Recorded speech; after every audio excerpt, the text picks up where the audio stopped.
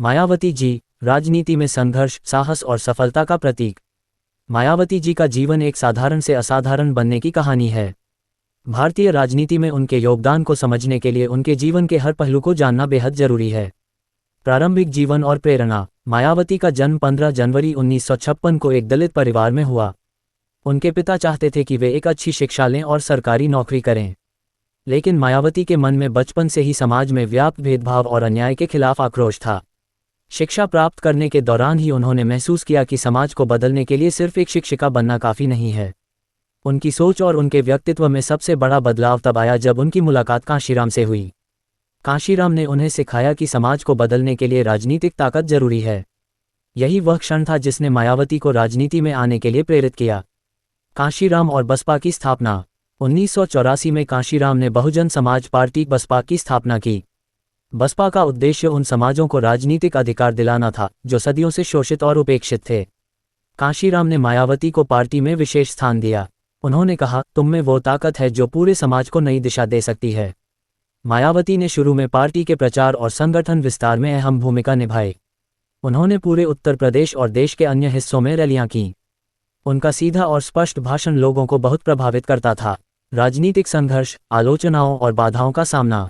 मायावती का राजनीतिक सफर बेहद संघर्षपूर्ण था। 1. जातिवाद और भेदभाव। भारतीय समाज में व्याप्त जातिवाद के कारण उन्हें शुरुआत में विरोध का सामना करना पड़ा। कई बार उन्हें अपमानित किया गया, लेकिन उन्होंने इसे अपनी ताकत में बदल दिया।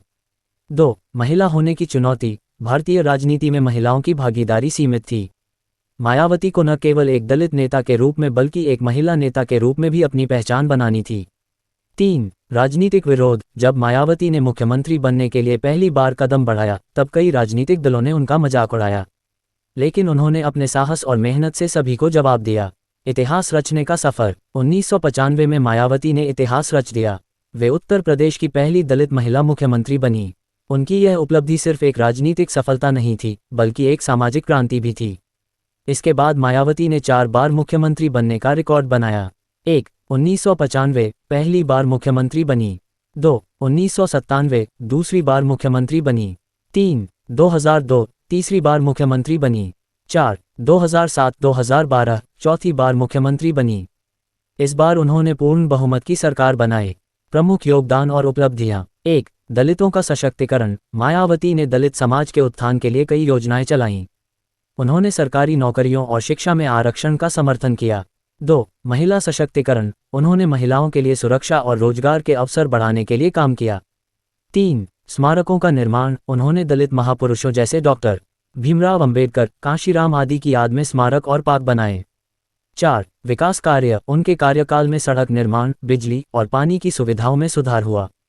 आलोचनाएं और विवाद। 1. स्मारक निर्माण पर खर्च। मायावती की सरकार पर स्मारकों और मूर्तियों के निर्माण पर अधिक खर्च करने के आरोप लगे।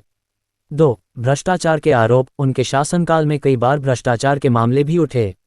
3. कड़ी आलोचना। विरोधी दलों ने उनकी नीतियों और फैसलों को लेकर कई बार कड़ी आलोचना की।